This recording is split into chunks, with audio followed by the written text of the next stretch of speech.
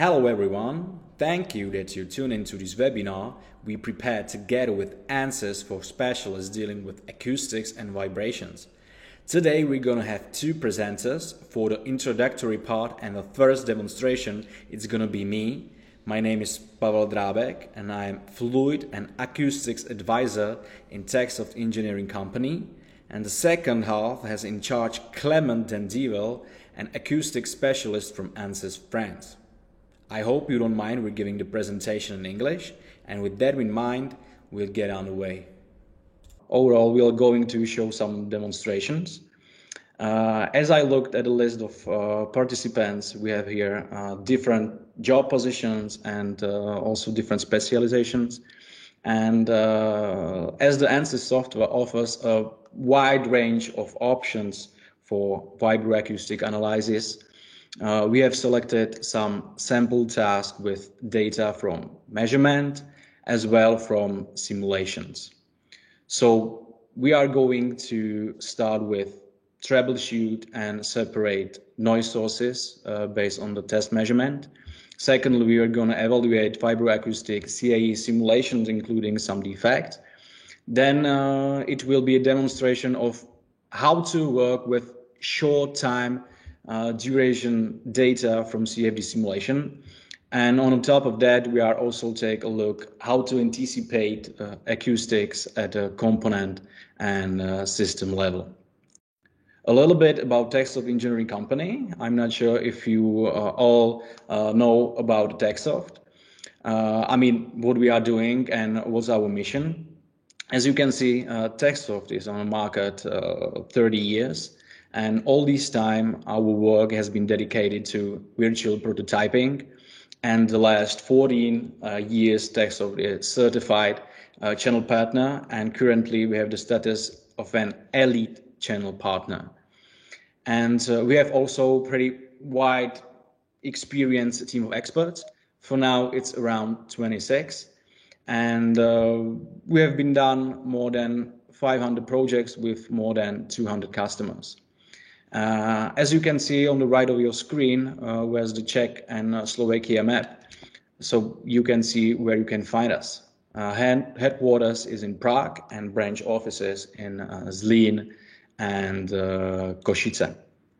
So our mission is simple, is to help companies and also universities in our region to be competitive and also innovative. Simulation can help us to achieve that.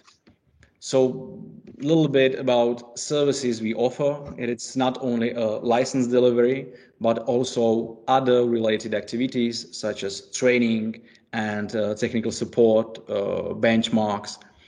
And we are also pretty active in fields of education, organizing various seminars and conferences. This is our team, as you can see, ready to help you solve your tasks. And today it's about sound. And concerning that, ANSYS have a set of tools called VR Experience Sound. And probably you know ANSYS or some of the other products, for example, industry-leading fluid simulation software called ANSYS Fluent, or best-in-class finite element software, ANSYS Mechanical, or many others like Maxwell and etc. And also ANSYS is known for being able to interconnect all of these tools together. And in this case, ANSYS VR Experience as a post-processing tool. And with these such possibilities brings many advantages to the table. In general, we believe that a product with the best shape, made from the most suitable material and having the desired sound expression can be referred to as optimal product. Because product development in most cases do not make possible to deal with the noise issues in a design stage. Because mainly the consequences on prototypes are addressed, like sound insulations or some kind other additional adjustment. And the question is why? Because you don't know how it will sound until you make it. And if for some reasons you need to know how it will sound, that's what ANSYS with VR Experience Sound does. Based on recordings or simulation outputs, you can do a lot.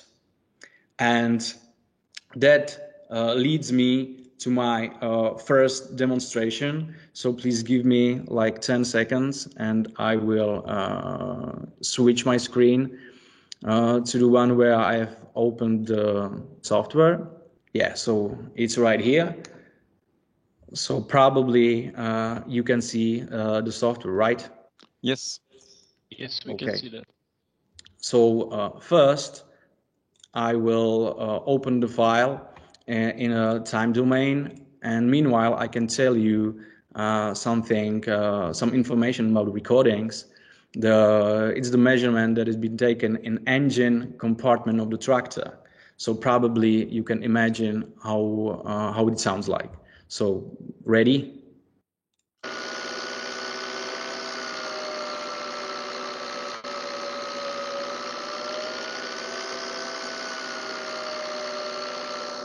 Okay, so please give me feedback that you can hear that. Yes, we could. So as you probably noticed, there is an unacceptable whining in this particular sound. And to find out where the whining is, we need to analyze the spectrum of the sound. So right now, we have the spectrum of the sound, and this linear representation is not legible for me, so it is better to switch it to the logarithmic scale. And we are now able to adjust a display of the spectrum to the form we like or used to work with. I can switch it into the third octave band, or apply some weighting. I would like to work with narrow bands, and I should be interested in where the maximum of the spectra is. So I can do it right here when I switch to the cursor and add a cursor at a maximum value position. And right now I can see it is around 600 Hertz. And I can assume that an annoying whistling is somewhere around. But now we have found only the rough estimation of the frequency where the whining is supposed to be, but nothing precise yet. And beyond this maximum, we have noticed a lot of other peaks. And right now, for me, it is pretty hard to tell how important they are in the perception of the annoyance of the sound. So as you can see, it is not easy to draw any conclusion for spectral analysis alone. So we need to investigate it a little bit further. And I would like to see the recording in a time frequency representation in the form of the spectrogram. So you can see on the axis we have frequencies and a time, and the colors represent the sound energy. And as you can see, there is some high frequency components somewhere around 600 and I don't know 1500 in frequency. And if it is the resolution is not clear, you can set a better FFT size to see what you want. And I can do it right here. Yeah, it's much more better. So right now I would like to isolate those energy high components. And I have more options to how to do it. And for this particular sound, I think the easiest way is to use the magic wand. So I will a little bit zoom in and click it on the sound. Yep. This is also the reason why some call it this tool as a Photoshop for a sound. I can also enlarge the area, and what I can do now is save the selection. For example, S1, and if we save the selection, we save only a graphical pattern, but not a sound. And what I can do now is to delete the selection area, rub out the selection area, or isolate the selection area. And right now, I can only play the isolate tone.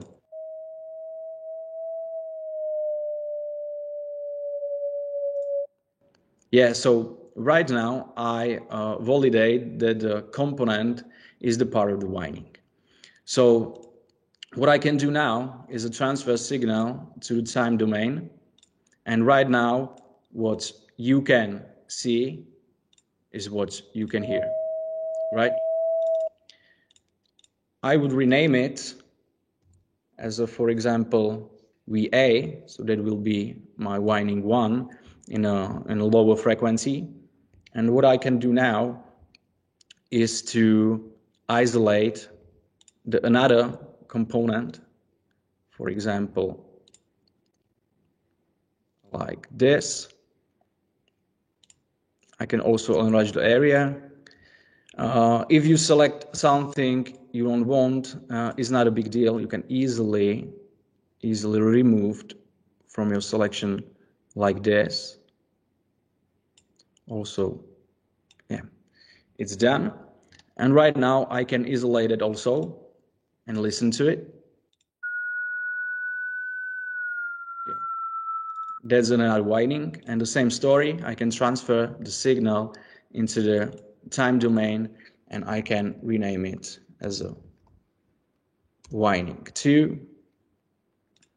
And what I should do now is to remove those windings from the signal. I will load the selection that I saved previously. It just takes a couple of seconds. Yeah. And right now what I can do is to delete the selection area. Yeah, and you can see these high components are missing in the overall sound. And I can transfer the signal into the time domain, and that's probably be the only motor sound, and I can listen to it.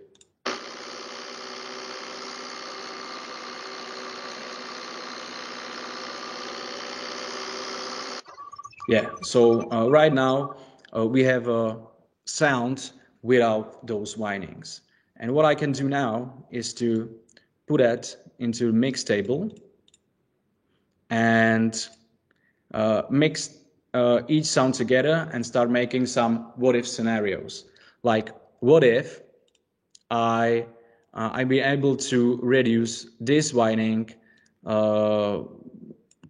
to, for example, 4.8 decibels.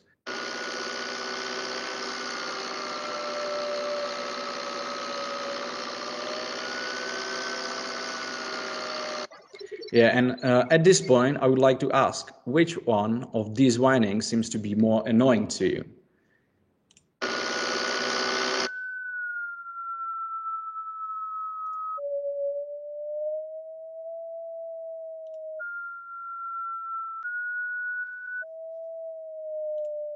What do you think? The second one.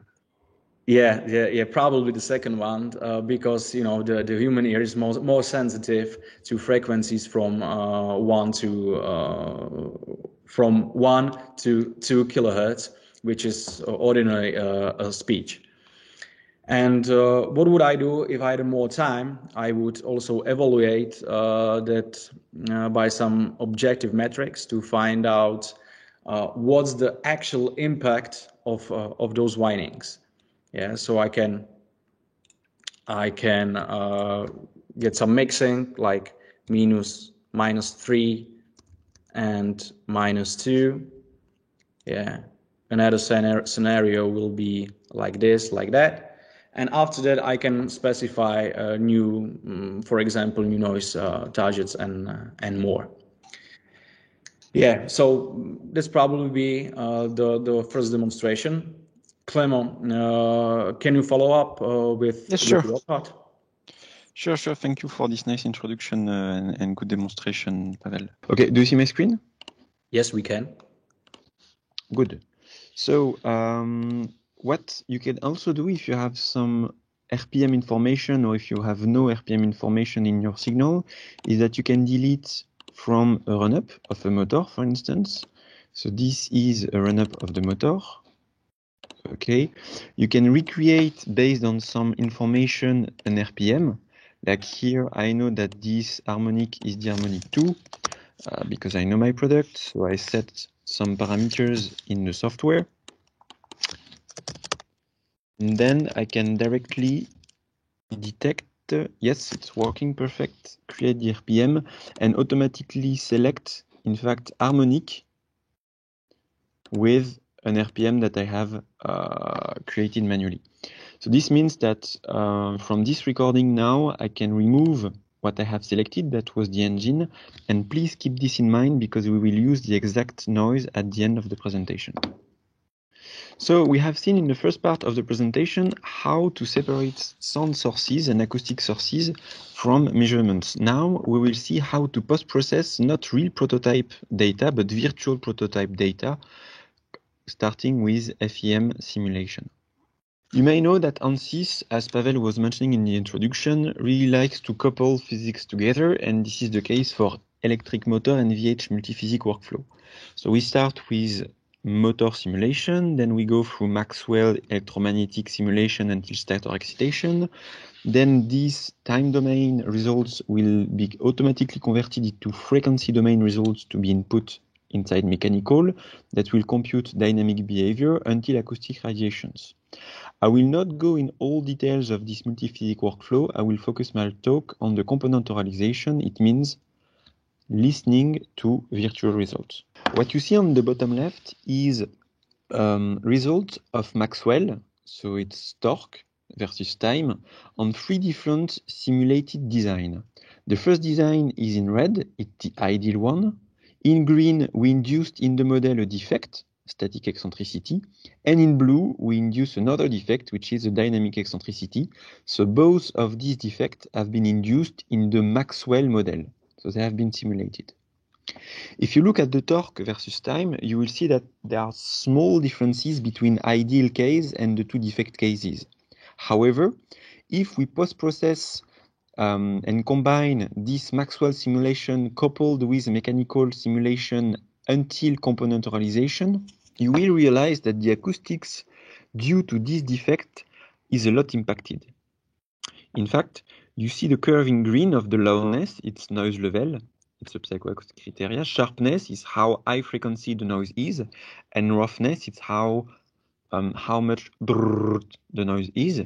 And those three designs simulated ideal rotor, dynamic eccentricity, and static eccentricity case shows for some RPM ranges big differences between ideal case and defect cases. And this is what we will see in live with the software. So here, what I will load is not measurements, but it's a result of simulation. So for this result of simulation, we'll create a track. I will call it perfect. It will be the case of the perfect e-motor. And what I will load is a matrix of data. This matrix of data is the output of mechanical simulation. So mechanical automatically output this matrix of data. It's a table with RPM, and for each RPM point, because the simulation workflow is a multi-RPM simulation workflow, for each RPM point we have a spectrum. So it means we have frequency and dBSPL at a given position in the model.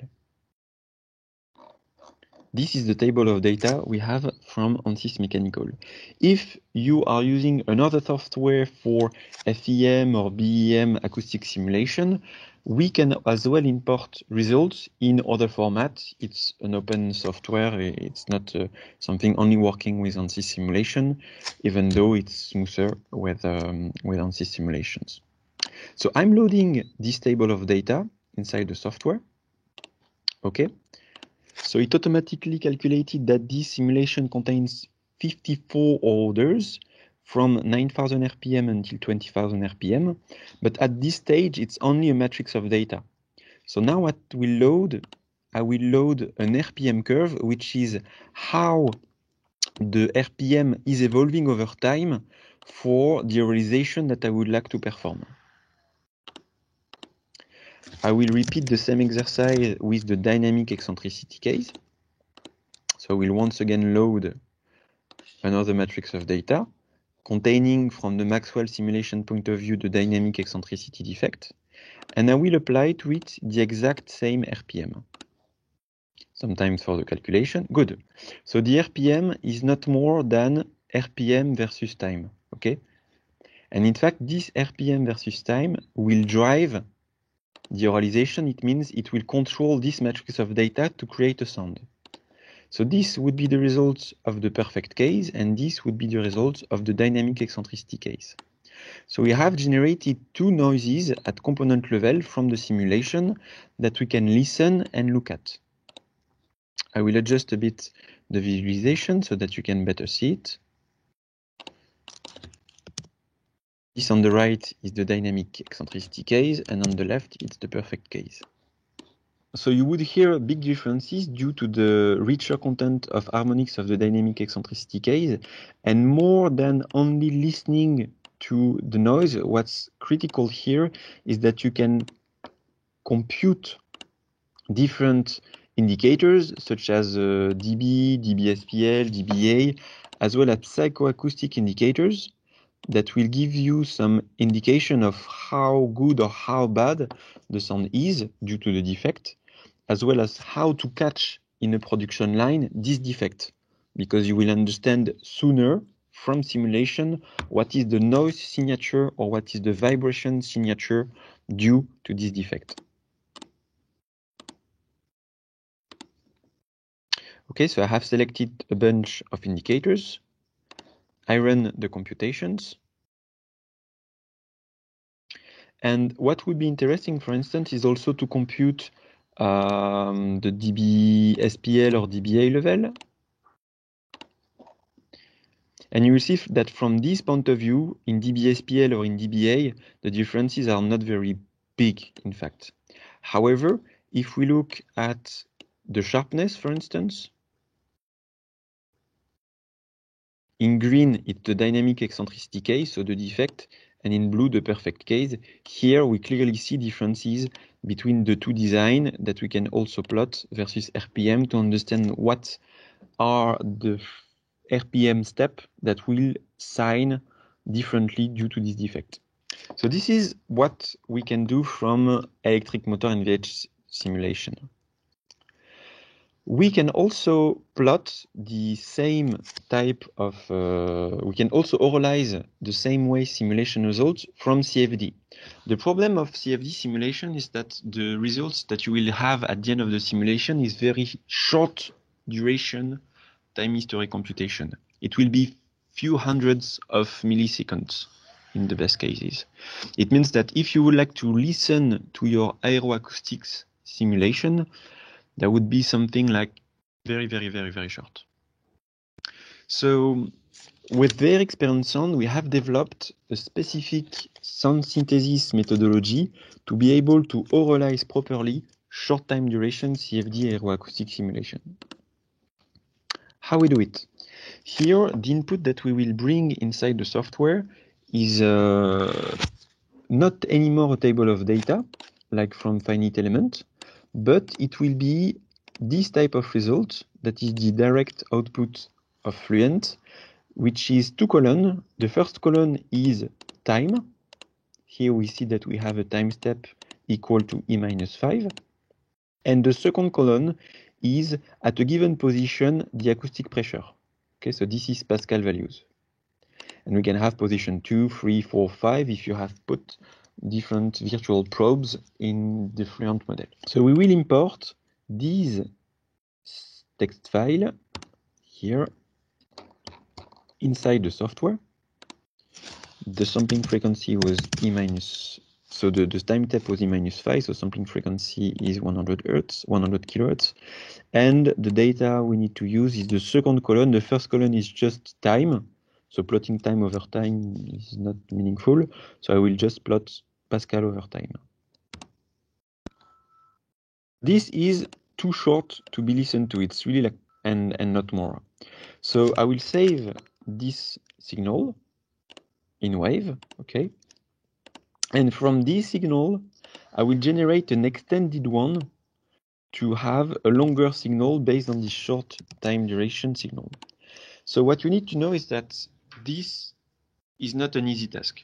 You could think we could copy paste several times, one after each other, this small portion of sound, but it would not work because you will have some clip and you would not, it would not sound realistic at all at the end. You could think, yes, it's easy. We could calculate a spectrum in frequency domain, and then from the frequency domain, go back to the time domain and put a longer duration. But here, you would have the issue that the frequency resolution of the spectrum would be quite large. It means that if you have a tone, if you have a blade passing frequency, if you have a whining, it will not be perfectly playback because it will not be perceived and synthesized as a pure sinus, like, but it will be synthesized with a bias due to the frequency resolution, and that would be something like, and not a pure tone. So if you calculate the dB/SPL level at the end of this sound synthesis, or tonality level at the end of this sound synthesis, it will not be exact.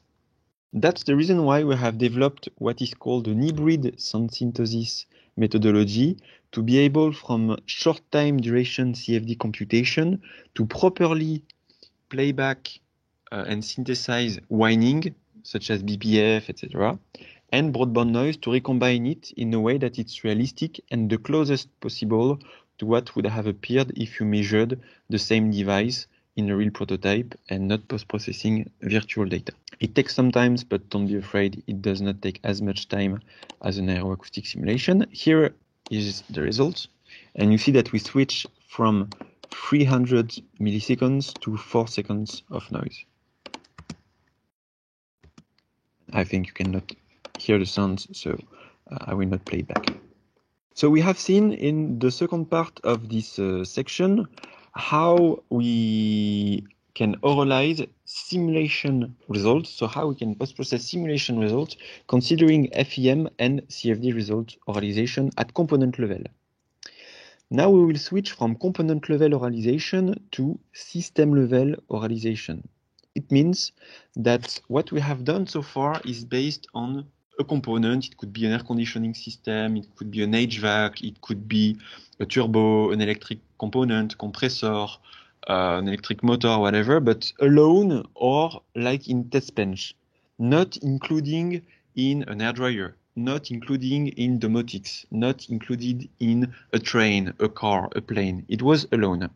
Now we will see how to post-process it as if it would be included in the system.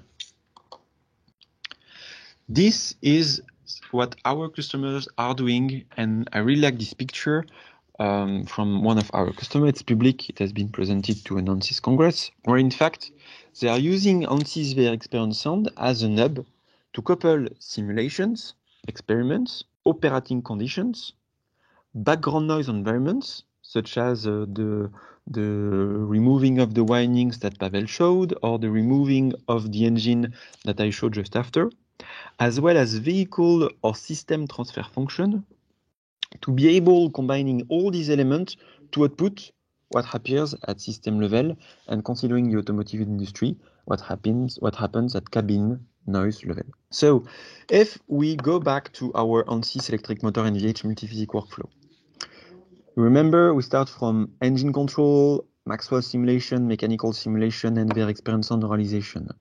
Now we will add some item and some step inside the VR Experience Sound post-processing to include in the oralization system response. It means what is the differences between what happens at component level and system level. So what are the frequency amplification, frequency dumping, so you can call it transfer pass analysis or transmission loss or transfer function. It has several names for more or less the same thing. We will add to it a masking noise. In the automotive case, it would be road and wind noise. In railway industry, it would be also aerodynamic and road noise.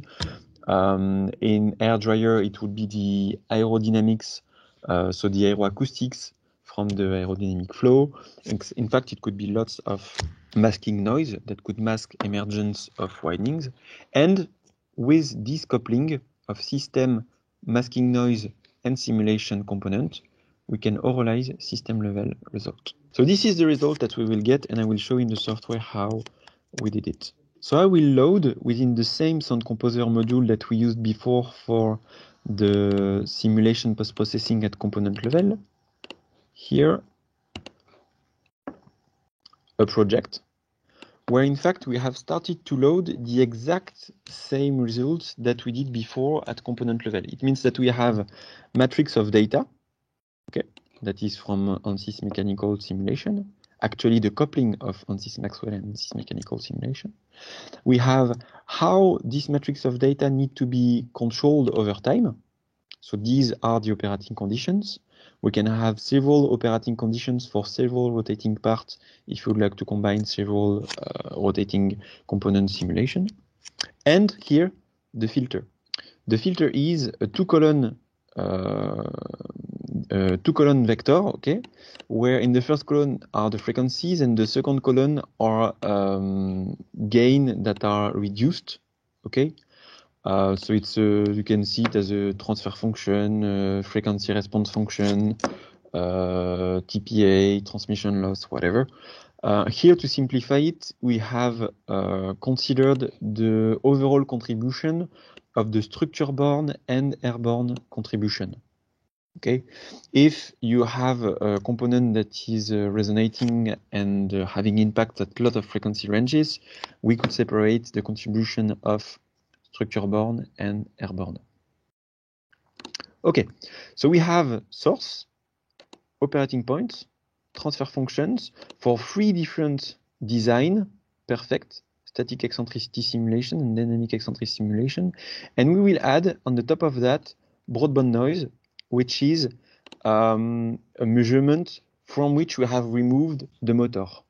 So the story here is, okay, what if we have a vehicle, for instance, we record it, we remove the engine from the recording, so we remove the existing engine and we replace it by a virtual one, combining component, operating conditions, and transfer paths. So what if we have this design, perfect, controlled by this operating point, facing this system transfer function and masked by this broadband noise? That would be the result. I will call it. What if instead we have the dynamic eccentricity simulated design controlled by the same operating condition, facing the same transfer function and masked by the same broadband noise? This is the result, and I will call it dynamic eccentricity. Good. So we can listen to these results, and I apologize, it's the first time I got some issues with my Teams sharing audio, so I will try to solve it during the Q&A session so that we can listen to this oralization. Here, I will show you the differences. On the left, we have the perfect case. On the right, we have the dynamic eccentricity case. We can plot it over time or over RPM. Yes. Yes, perfect. And in fact, you could see that even though the transfer function is masking a very lot, is dumping, in fact, a very lot the electric motor contribution, in that case, due to the lack of masking noise from these operating conditions, there will be lots of whining emerging due to the dynamic eccentricity case. In addition, even in the perfect case, we can see here that order 10, you can see on the bottom left of my screen, O double dot 9.99. So this is order 10. Even though the design is perfect, this order 10 will have some emergence that may annoy the end user at the end of the simulation and at the end of the experience of the end user. This switch from component level to system level is also applicable to CFD computation. In fact, it works the exact same way. So here, during the Q&A session, once I will solve the audio issue, we will be able to listen to oralization at component level. It means listening to CFD simulation at component level, what I did before, and compare it if we apply to this test bench simulation cabin transfer function of the vehicle to see how the noise perception is changing due to the transfer function and to be able to assess directly from the simulation a system level oralization. So what we saw today, we first saw, thanks to Pavel demonstrations, how to separate sources from measurements. It could be turbo winding, it could be harmonics, it could be as well shocks if you have some transient part in your signals. We have plenty of detective tool to work on a vibration measurement or on an acoustic measurement. Starting from this source separation from measurements, we have seen how to oralize, so how to post-process simulation results at component level, considering different cases. Cases with electric motor where we were able to quantify and qualify how a defect would impact the acoustics, as well as the oralization at component level of CFD computation, where we switch from short time duration results to listenable results. We conclude this presentation with the combination of operating conditions, transfer functions, component simulations, and masking noise to oralize noises and scenarios at system level to anticipate better and earlier what would appear in certain conditions. This is concluding our today presentation. Please ask any questions you have on the chat, and while Pavel is gathering these questions, I will try to share again my audio to make you listening to these different oralization at component and system level. Thank you, Clement. It was very interesting. So I just checked the chat panel, and there's no questions. So please do not hesitate to ask whatever you want, what's concerning to what you just saw. We tried to show some possible applications just very quickly, so I hope it was understandable for you. So and it may be more understandable with the sound that I now just managed to share. Okay. So this is the realization of the perfect motor on the left.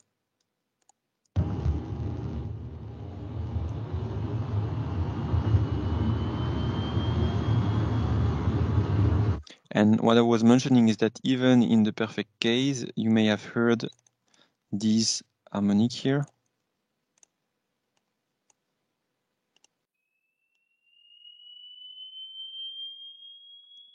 That is the harmonic 10. And this is the result of the dynamic eccentricity case. And if we compare by listening the two different signals, especially at the beginning, so this is the perfect dynamic, perfect dynamic. You may hear these harmonic that are present in the dynamic eccentricity case and not in the perfect case. So that was the goal of this short demonstration. Now, if you would like also to listen to the differences between component oralization at component level, oralization at component and system level for CFD, this is the result of the oralization at component level that we did before.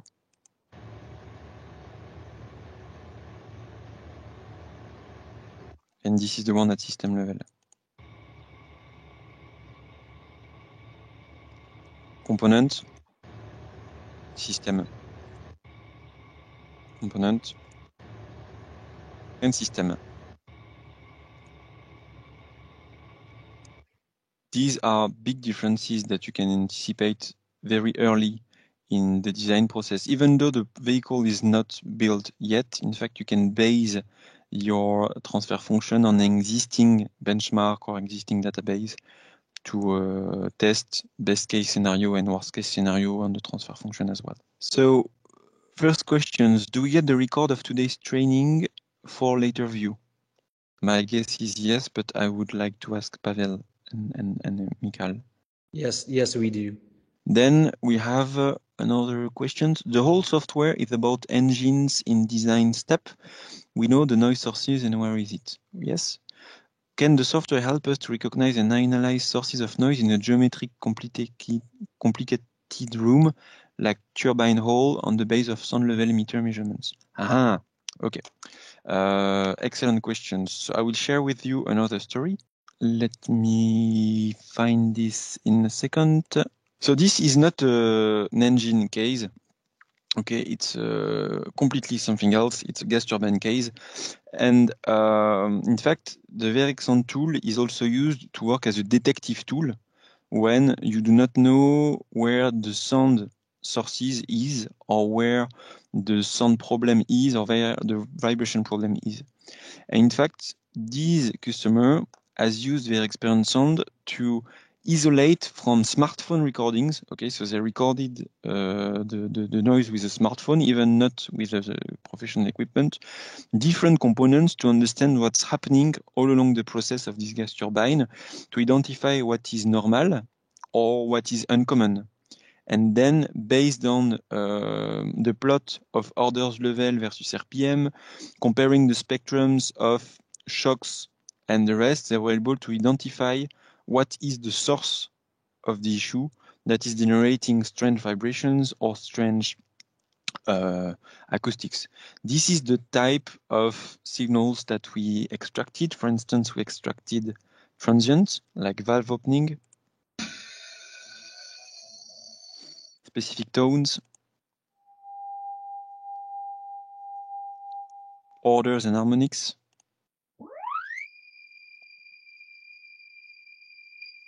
shocks like blades uncommonly tapping on the surface,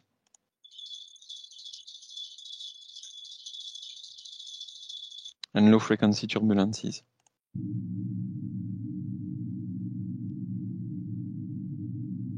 So it's true that today we have shown main of the example on the air conditioning system or motor, where we know where the source is. However, this VRXperience sound tool is also used a lot in detective tasks, as I mentioned, troubleshooting tasks for different industry, gas turbine,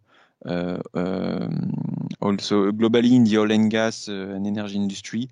It's not used to perform sound design because nobody cares about sound design in the oil and gas industry. They are used to troubleshoot and understand noise and vibration issues. I will also complete this answer because so far we have seen it in a slide. I'll show you. In fact, we have selected a bunch of features to show you today within this hour. I will reshare my screen with the audio. So remember, Pavel just showed you the example with the turbo winding. So we will reuse this example from turbo winding. Okay, I will do it quickly. So the story was we have two windings. Okay, so we selected the first one. I'll do it in an accelerated way. You already saw it. So this is winding one. Okay. Then we will delete it. We will select the second winding. Good. This is winding 2. Okay. We will delete it as well. And now I will transfer here motor. Great. In fact, the problem is that in the motor, we still have some annoying parts. In that case, it was coming through the diesel shocks. And if we adjust here, yeah, that's better. You see all the vertical lines corresponds to the diesel shocks. Clack, clack, clack, clack, clack, clack, clack, clack, clack, clack, clack. And it's quite difficult to select them graphically, as you could imagine. That's the reason why we have automated tool to be able, from a given signal, to extract different noise typology, like denoising, okay, tonal extraction, it means all windings, harmonic, etc., and transient extraction. So here we'll use transient extraction. I will not go into all details of these parameters. If you have questions on that specific features, I'm happy to spend some time with you after this webinar. I will focus on the transient extraction, and in fact, here, good, reduce a bit the volume.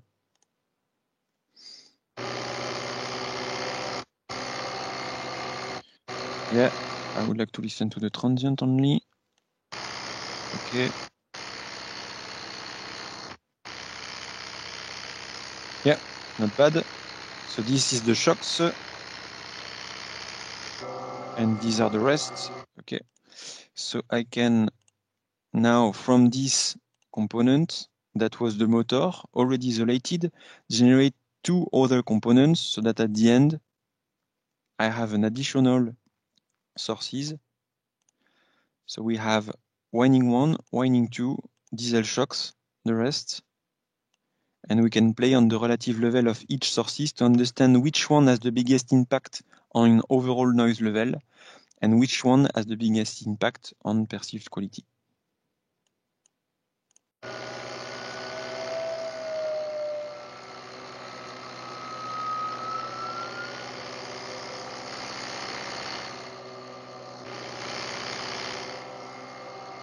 Okay, so that's to show you how it works in the software with specific signal post-processing tool.